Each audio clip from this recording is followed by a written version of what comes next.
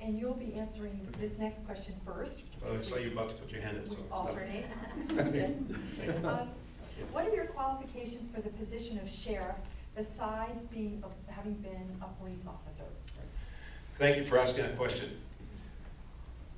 I was a police officer for 10 years and received awards from the Rotary Club, Kiwanis Club, the City of San Jose, and others, the Hispanic Foundation, for being the Officer of the Year. I did extensive work in investigations as an officer. As a sergeant, I worked in several investigative units and also received awards from the community because I helped put together, then it was Susan Hammer's first curriculum to prevent youth from joining gangs and drugs. I did the research, put the package together, and was part of the Mayor's Gang Prevention Task Force. I received some awards for also being involved in investigation work and grant theft, and also with the gang unit. I was the chair of the countywide senior abuse program. I loved working as lieutenant. I also received multiple awards and also worked investigative units.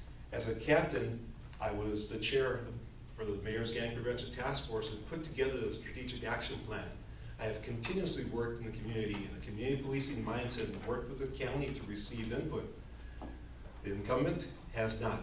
She never worked in investigative unit, never worked in patrol investigations, and never was a lieutenant.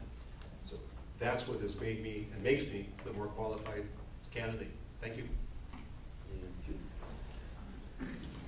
I think my background as well, just like Rich was in San Jose PD, and we did a lot of good police work. But the main thing is my community background and being out with the community. I just helped the community in San Jose stop the sale of alcohol.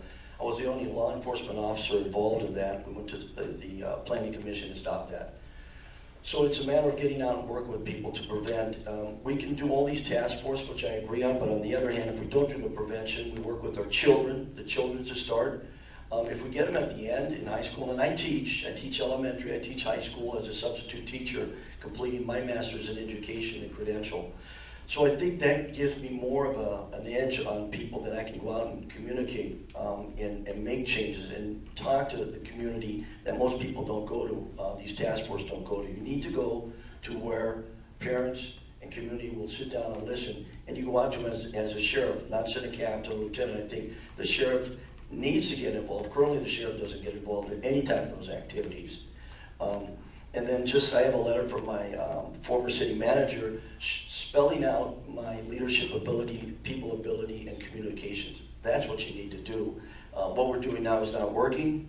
We keep putting more and more money. We need to make that change. That's community policing I've written articles on, and I can show that in fact we need to change to a philosophy of that, not just a program.